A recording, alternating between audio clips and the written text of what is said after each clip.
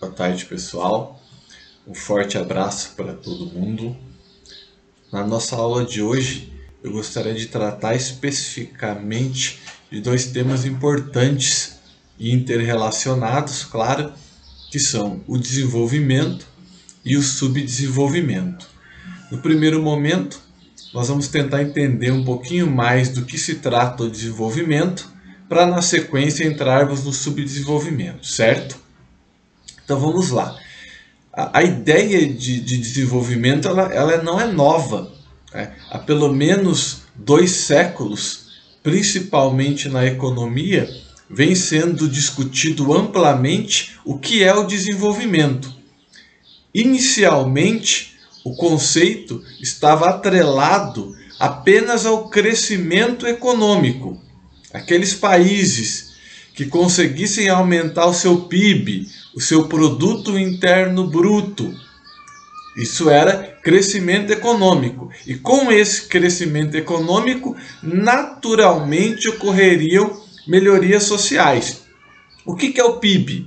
O PIB é o produto interno bruto, que é a soma de todas as riquezas produzidas ao longo de um período, pode ser um trimestre, um semestre, um ano. Geralmente a gente usa dados anuais para ficar mais adequada a comparação. É a soma das riquezas que um país possui em todos os setores da economia: agricultura, pecuária, extrativismo, indústria, comércio.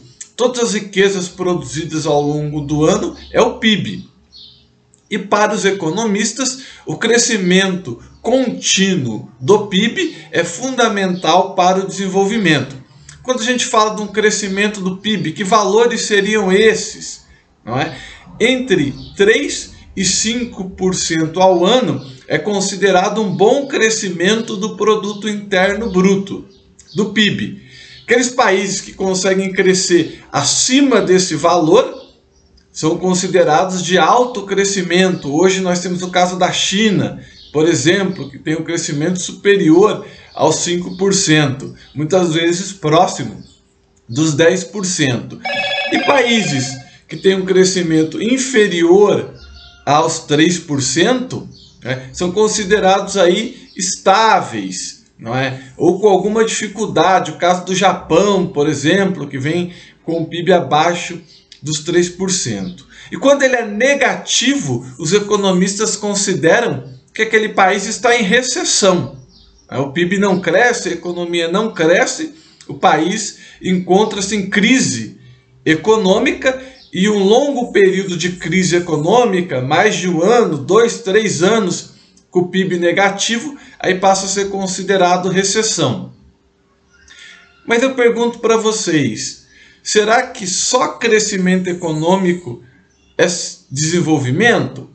Recentemente, quando eu falo recentemente, nos últimos 30 anos, nas últimas 3 décadas, as discussões sobre desenvolvimento ganharam novos enfoques.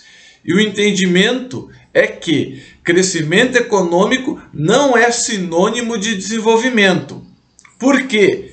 Alguns países do mundo obtiveram crescimento econômico ao longo de um período histórico e não conquistaram as melhorias sociais necessárias para o desenvolvimento. E melhorias sociais são essas: na educação, na saúde, na moradia, na infraestrutura, no trabalho, não é? Salários melhores para os trabalhadores.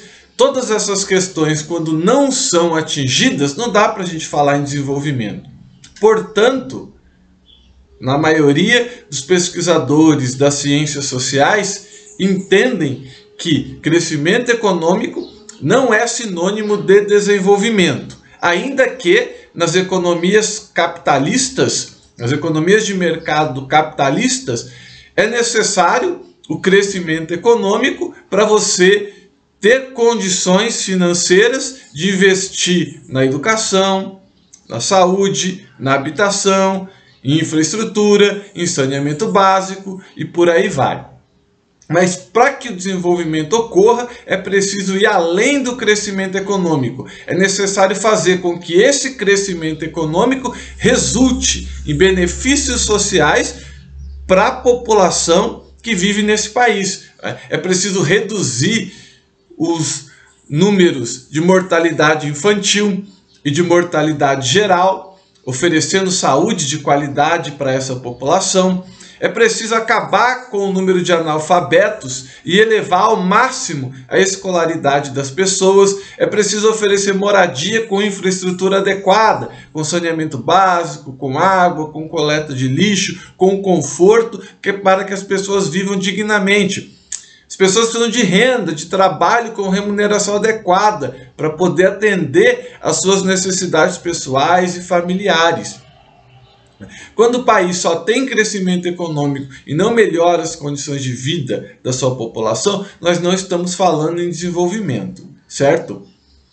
Que países atingiram esse nível de desenvolvimento? Nós podemos estar falando aí principalmente dos países da América anglo-saxônica, Estados Unidos, Canadá, Europa Ocidental, Japão, Austrália e Nova Zelândia. Esses são os principais países que atingiram um patamar de desenvolvimento social mais adequado para a sua população.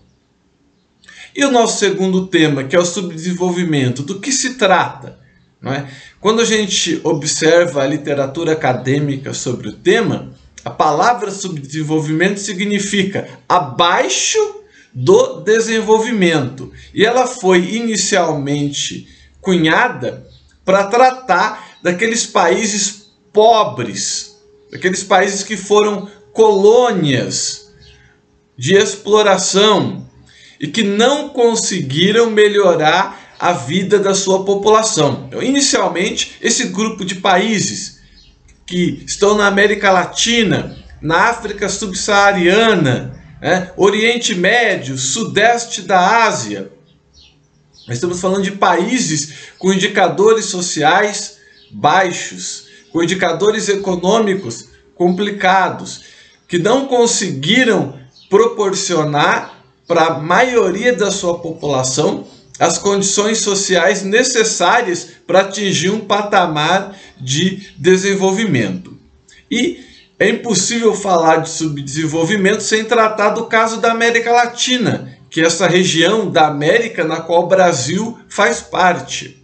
A América Latina tem uma série de questões históricas, culturais, políticas, econômicas, sociais, que fazem com que o subdesenvolvimento permaneça como uma situação bastante problemática nessa região do mundo, incluindo o Brasil, é claro.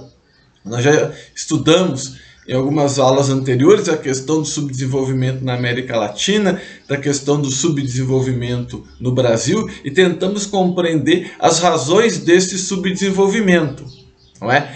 E também é importante dizer que quando a gente fala de desenvolvimento e subdesenvolvimento, é uma questão atrelada ao século XX, ao início do século XX.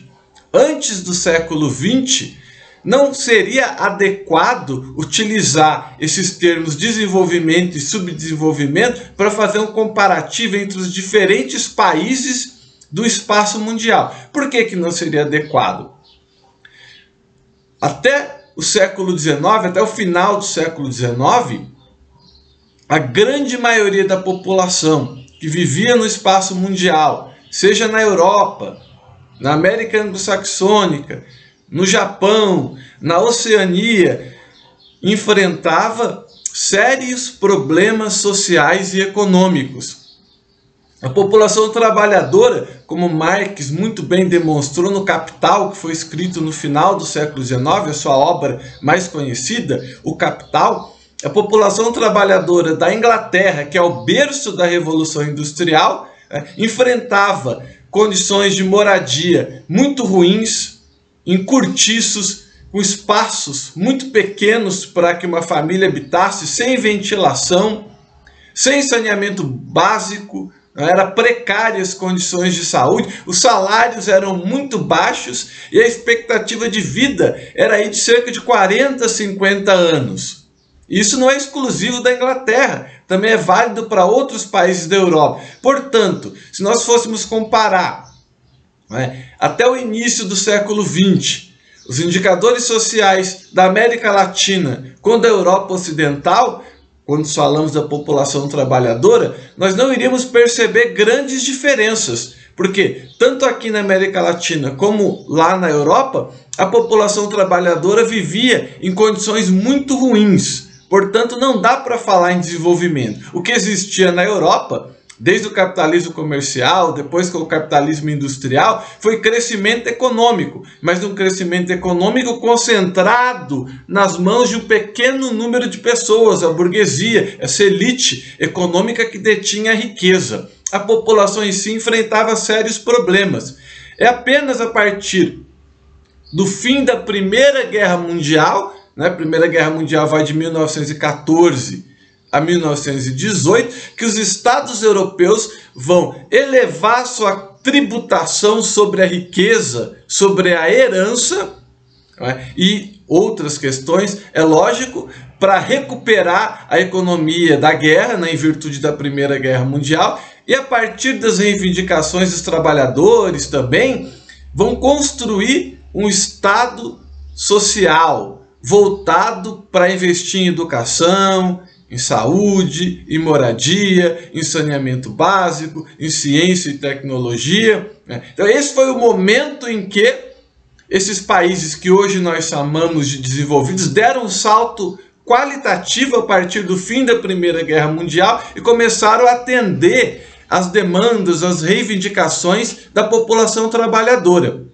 Isso contribuiu significativamente para que esses países atingissem, algumas décadas depois, um nível de desenvolvimento como nós conhecemos hoje. Já na América Latina, a situação de pobreza, de educação de baixa qualidade, de saúde muitas vezes precária, ainda se perpetua para uma grande parte da população, incluindo salários muito baixos, que agora querem reduzir ainda mais com as flexibilizações das leis trabalhistas. Então é um problema bastante complexo, mas fica aí uma visão inicial, introdutória sobre esse tema para vocês, tá certo? Um abração aí para todo mundo.